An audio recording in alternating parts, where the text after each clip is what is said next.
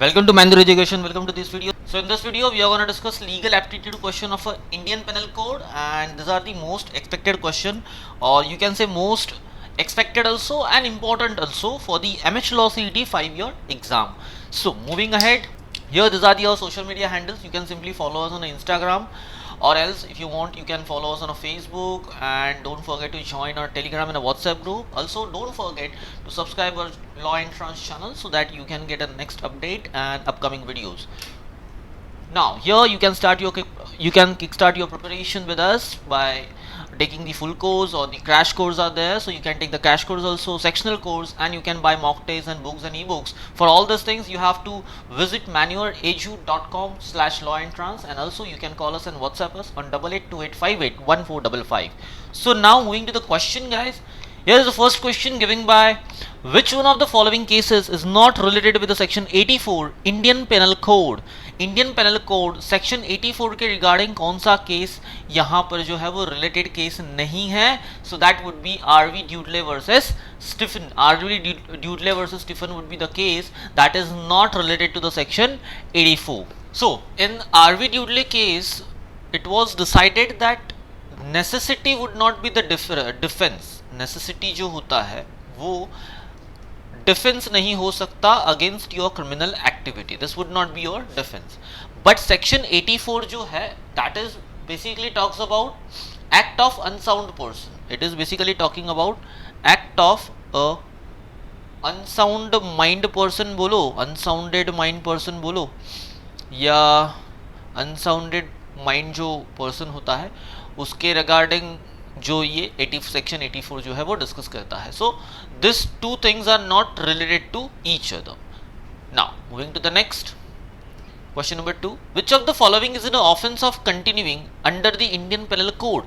Offence of continuing nature मतलब अभी यहाँ पे कंटिन्यूइंग मतलब चलते रहेगा, उसको उसकी प्रोसेस जो होती है to the end of the crime या चलती रहती है. मतलब क्राइम जब तक होगा तब तक वो प्रोसेस जो है वो कंटिन्यू रहेगी. And that continue process would be where abatement. Abatement is what? Is a provocation. It's a provocation. provoke करना, right? provocation करना है someone, किसी को force करना, provoke करना, किसी के अंदर ये intensify feeling लाना कि आपको इसके खिलाफ ये करना है, उसको उसका murder करना है, उसके ऊपर rape करना है, theft करनी है, या फिर कुछ भी crime करने के लिए किसी को provoke करना, excite करवाना, तो that is called as abatement. And abatement is what? It's in a continuing nature of the offense. So moving to the next point. Now question number 3. The right of private defense is contained in which section? Now right of private defense जो है वो कहाँ contained होता है? That is of 96. Section 96 of Indian Penal Code talks about right of private defense. Guys, now here is the task for you. You have to comment in the comment box that how many defense are there against the crime or against the offense in the IPC. ये आपको comment box में बताना है. So moving ahead to the next question. Question number 4. Which of the following is not a grievous hurt? Which of the following is not a grievous hurt? Before giving answers, guys, don't forget to like the video and share this video, and tell me guys what is the section of grievous hurt in the comment box. comment box में बताओ grievous hurt के लिए section कौन सा है IPC में. and this is very important question. इसका section कौन सा है comment box में जरूर बताना. it is very important from the IPC, guys. Now permanent privation of a hearing of a either ear. अब देखो यहाँ पे क्या बोला है कि it is not a grievous hurt. Grievous hurt is basically what? कि किसी को इतना हार्म करना कि इसके बॉडी का कोई पार्ट जो है वो डिसलोकेट हो जाए समवेयर, उसको बहुत ज़्यादा लेवल पे इंजरी हो जाए. That would be some time like कुछ दिनों तक वो चलता रहे, तो एक स्पेसिफाइड टाइम दिया है. अब वहाँ पर यहाँ पे एक पॉइंट दिया हुआ है जैसे कि emasculation, this is of grievous hurt. Then dislocation of tooth, this is also grievous hurt. Permanent privation of a hearing of either ear, अब ये भी एक ग्रीवियस हर्ट है. तो in the IPC any hurt which causes a suffer bodily pain for 10 days, ये 10 days जो है ना वो गलत है. If I am not wrong there would be a 20 days somewhere. तो ये जो डी जो है ना that would be your correct answer. Now moving to the next question. Question number 5. The offence of adultery. Adultery, offence of adultery जो होता है वो क्या है? बेलेबल है, नॉन कॉग्निजेबल है, कंपाउंडेबल है, all of the above. Now basically guys adultery जो होता है बेलेबल भी होता है, it's a non cognizable also, and it is compoundable also. So your answer should be what? All of the above.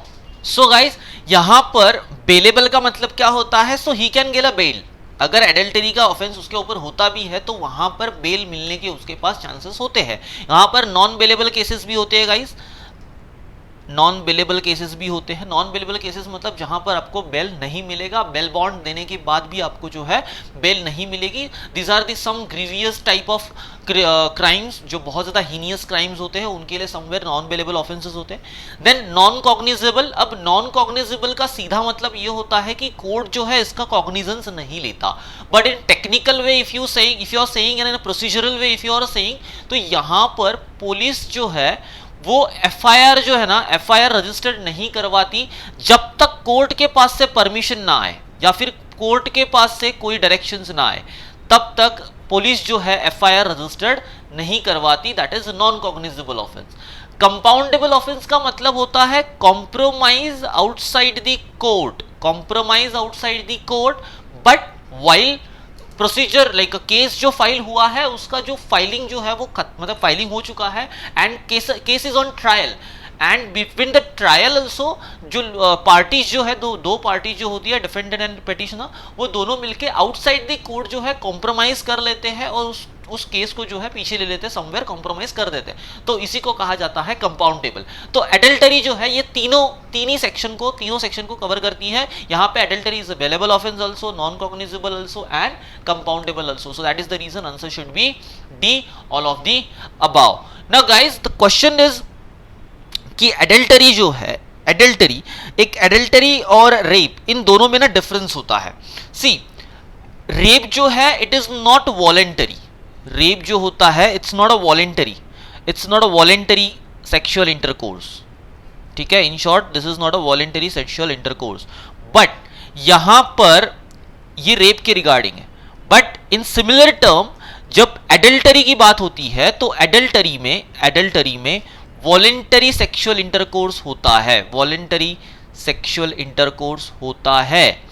But ये sexual intercourse जो होगा वो किसके साथ होगा? सो that would be between married person,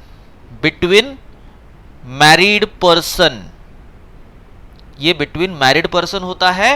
and किसके साथ होगा? Who is not their legal spouse, या फिर हस्बैंड और वाइफ, कोई भी रहेगा। लाइक ये ऐसा नहीं है कि सिर्फ हस्बैंड का ही इसमें रोल होगा, एक्टिव रोल होगा, ऐसा भी हो सकता है। कहीं ना कहीं वाइफ का भी कहीं ना कहीं outside the relationship, outside the marriage relationship, कहीं ना कहीं अफेयर हो, उनका कोई सेक्सुअल इंटरकोर्स हो voluntarily. So in that case also that amounts to a adultery. So adultery and rape में ये डिफरेंस होता है गाइज। रेप जो है वो नॉन बेलेबल केस होती है, रेप जो है वो नॉन बेलेबल है, नॉन कंपाउंडेबल है simply. So this is important. तो इसके रिगार्डिंग सेक्शंस भी एक बार रीड कर लेना। Sections is also important. Adultery के, रेप के सेक्शंस जो है वो एक बार देख लेना। So moving to the next question number 6, which of the following sections of Indian Penal Code deals with the voluntary not fit injuria? ना गाइज यहाँ पर voluntary not fit injuria जो है एक मैक्सिम है, ठीक है। अब इस मैक्सिम के अंदर क्या लिखा है कि अगर आप खुद लाइक पर्सन जो है खुद ही हिमसेल्फ अगर कंसेंट करता है समवेयर फॉर द इंजरी, जो डैमेज होने वाला है, जो इंजरी होने वाली है, उसके लिए अगर वो वॉलेंटरीली कंसेंट कर रहा है, लाइक दैट कि आप जब भी समझो एक इसके रिगार्डिंग एक फेमस केस भी है, इंसिडेंट भी है कि if person goes to the race course, जो कार रेस होती है ना, ड्रैग रेस, अगर वहां पे वो जाता है तो ड्रैग रेस में कैसा होता है, बड़ा कोई स्टेडियम नहीं होता, वहां पे साइड रो जो होती है, रोड साइड रो जो होती है, वहां पे खड़े रहना होता है। तो इन दैट केस जब आप ये टिकट बाय करते हो, even in cricket game also, cricket match also, if you buys the ticket that means you are voluntary accepting that injury, कि बाबा मैं वॉलेंटरीली इसको एक्सेप्ट कर रहा हूँ कि ये इंजरी मुझे हो जाए तो भी मुझे कोई प्रॉब्लम नहीं है, ये मैं कंसेंट दे रहा हूँ। सो इन दैट केस हम क्या बोलते हैं, it's a volenti non fit injuria. Now यहां पर क्या पूछा है, which of the following section of the Indian penal code deals with the volenti non fit इंजुरिया?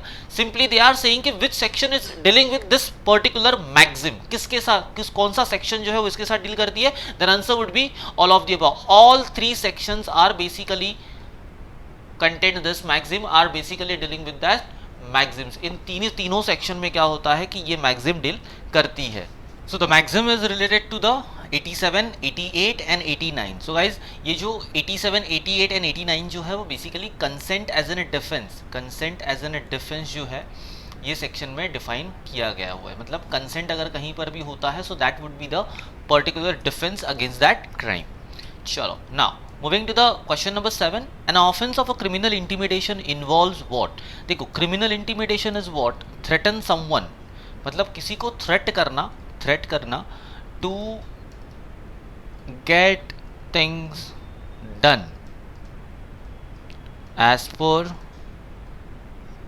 पर ओन डिज़ायर। मतलब आपको जो चाहिए वो किसी के पास से अगर आपको करके लेना है तो what you will do, you will use a threat practice to induce that person to do that, right. तो इससे हम लोग क्या कहते हैं, it's a criminal intimidation and basically that is threat would be your correct answer.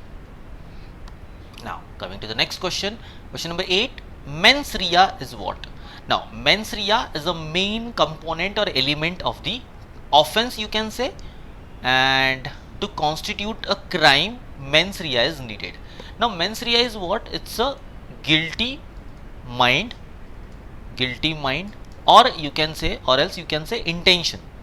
एक guilty intention होता है, गलत इंटेंशन होता है, सो दैट कम्स व्हाट कि mens rea. So basically answer should be what, guilty mind. Now guys moving to the next question, M Naghten case is related to which of the following section of a Indian Penal Code? Now जो M Naghten case है वो किस section के regarding है? Now basically this is related to the section 84. Now as we discussed earlier, as we discussed before, section 84 जो है वो act of unsound mind के रिगार्डिंग बात करता है। Act of unsound minded person, it talks about act of unsound minded person. So M Nogatan case is related to section 84. Now यहाँ पर जो ये केस है, इस केस में क्या बताया गया था, क्या डिसीजन लिया गया था कि अगर एक पर्सन अनसाउंड माइंड है एंड जब उसको कुछ ऐसे अनसाउंड माइंड पर्सन होते हैं ना जिनको पर्टिकुलर डिस्टेंस ऑफ टाइम के बाद जो है वो अनसाउंड माइंडनेस एक्टिव हो जाता है, उनके अंदर एक्टिव हो जाता है।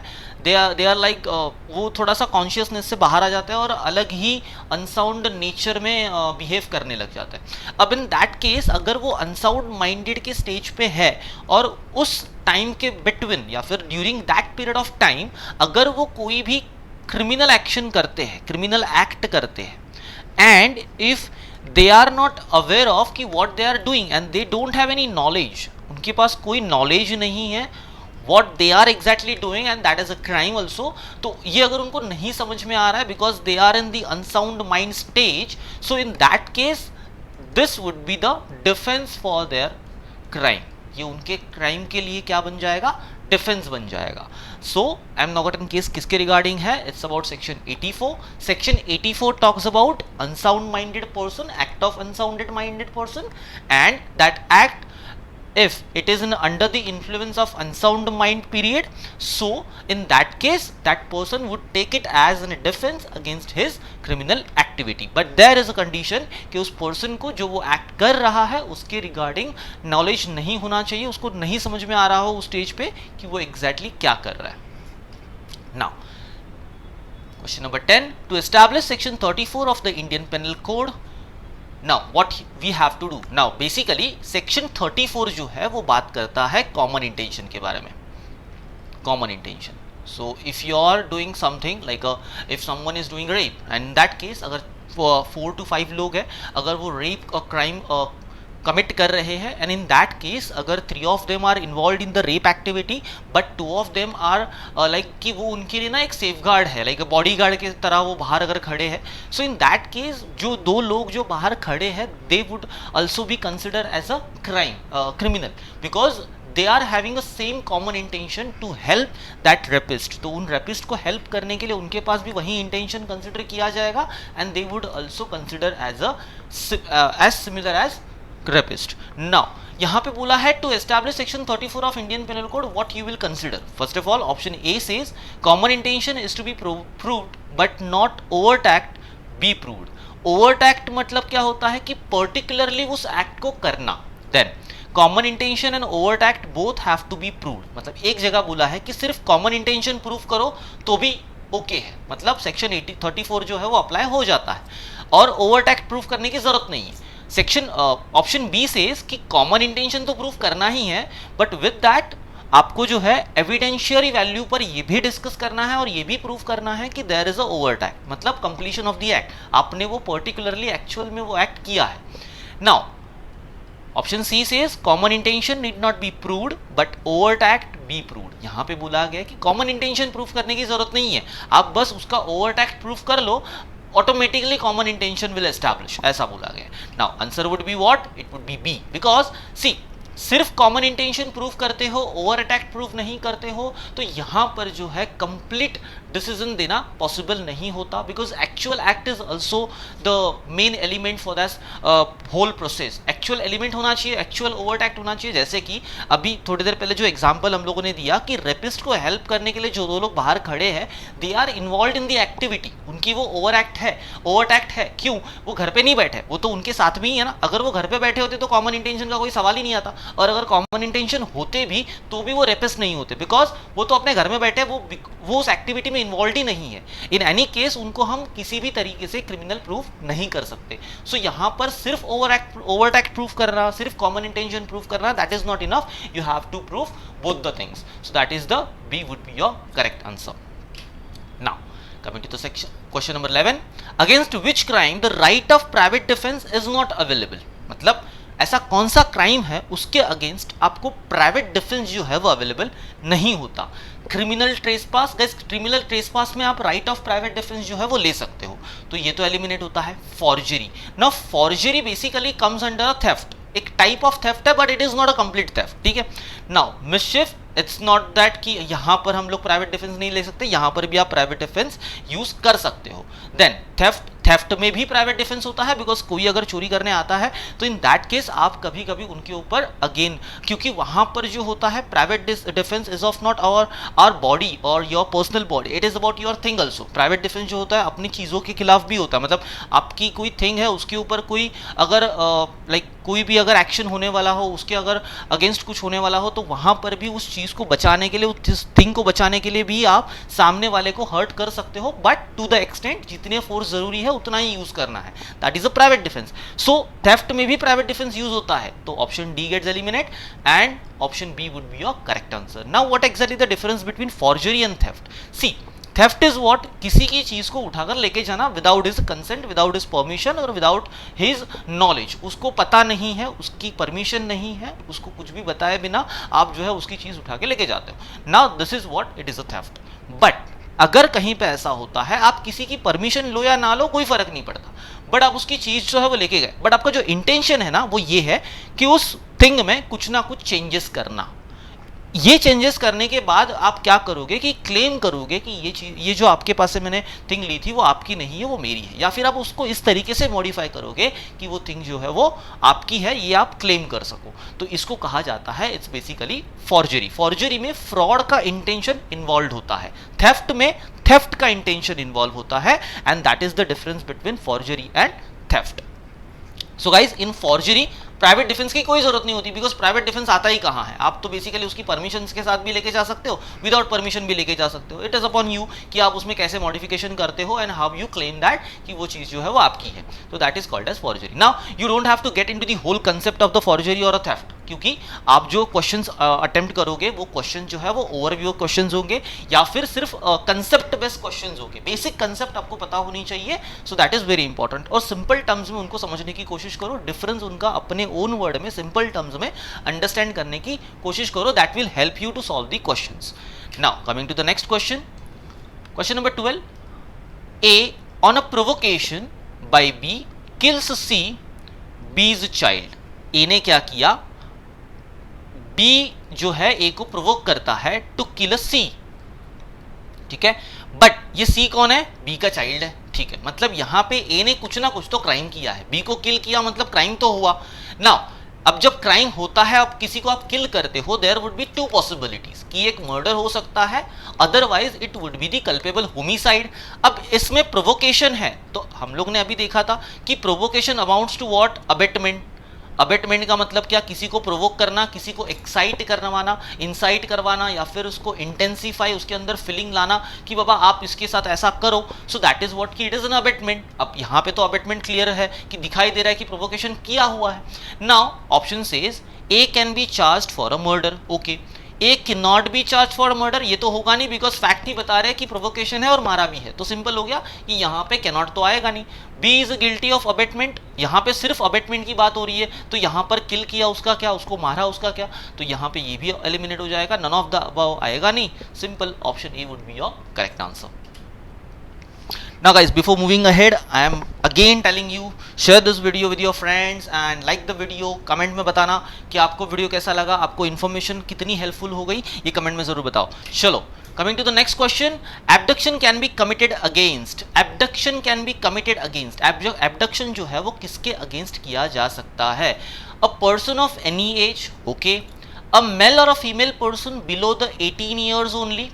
Okay, then it is about women only. यहाँ पे ओनली की बात की जा रही है, तो basically this is all about the section. अब यहाँ से हमें क्या पता चलता है? Before going to the answer, पहले एक एनालिसिस रखो कि आप जो क्वेश्चन अटेम्प्ट कर रहे हो उससे आपको क्या समझ में आता है. अब जैसे ये क्वेश्चन आपने पढ़ा, आपको क्या समझ में आया कि here is a necessary thing कि आपको सेक्शन में अगर कोई कंडीशंस दी है तो उन कंडीशंस को भी रीड करना है. In law conditions are very important, particularly for the crime also. Then something, कुछ प्रोसीजर है तो उसकी कुछ कंडीशंस होती है, कुछ सबमिशन है तो उसकी कोई कंडीशंस होती है. So you have to look after that. अगर वो नहीं ध्यान देते हो तो अगर वही छोटा सा पॉइंट अगर क्वेश्चन में पूछ लिया, आपका मार्क्स ऐसे ही चला जाएगा. तो उसके ऊपर ध्यान रखना.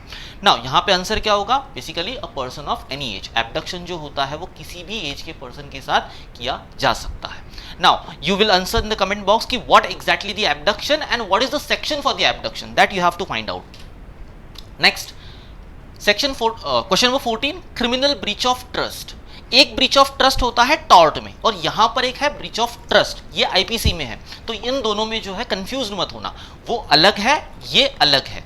यहाँ पर जब ब्रीच ऑफ ट्रस्ट की बात होगी, और हाँ, और एक ब्रीच ऑफ ट्रस्ट आता है वो कॉन्ट्रैक्ट में आता है, that amounts to a civil action. वो जो है वो सिविल एक्शन के लिए रीजन बन जाएगा. बट ये जो है ये क्रिमिनल एक्शन के लिए, मतलब आप क्रिमिनल सूट फाइल कर सकते हो against the criminal breach of trust. तो criminal breach of trust, contract के अंदर दिया हुआ breach of trust and tort में जो ब्रीच ऑफ ट्रस्ट दिया है, तीनों भी अलग अलग है.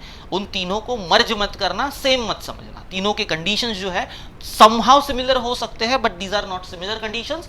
तो डू लाइक उनको जो अच्छे से रिव्यू और रीड करो, जिससे कि आपको पता चले कि इसमें डिफरेंस क्या है. Now coming to the question, criminal breach of trust जो है वो किस सेक्शन के अंडर दिया है? It is given under the section 406 of Indian penal code.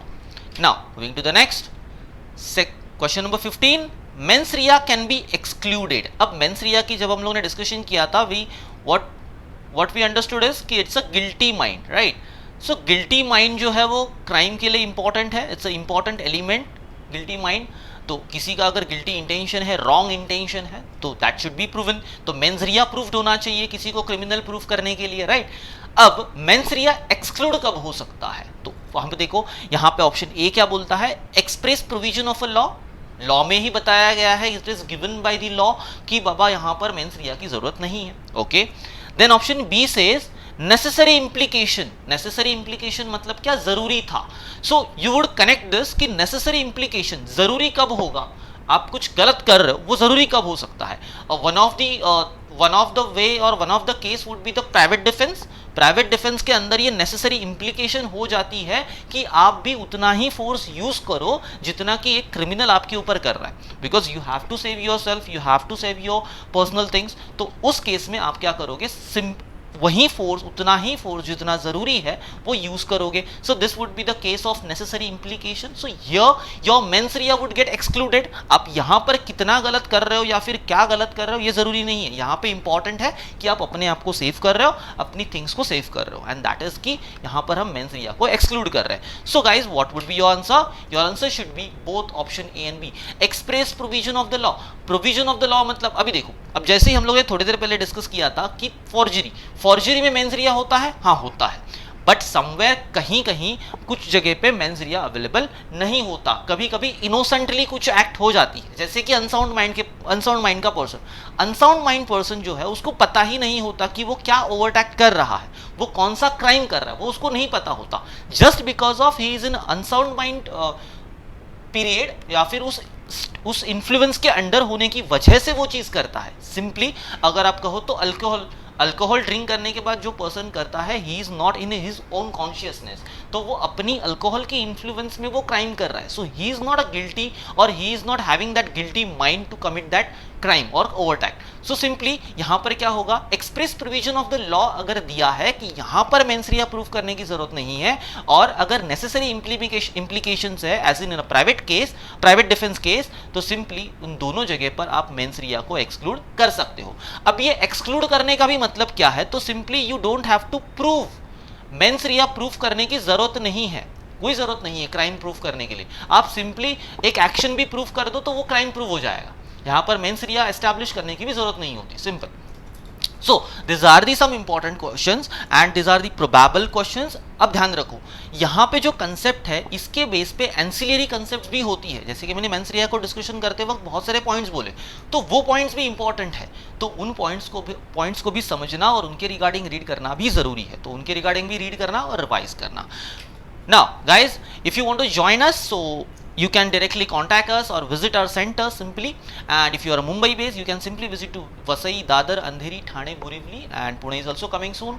And if you are not a Mumbai based, you can directly join our live classes. Thank you for watching the video, share the video, like the video and comment below. Thank you guys.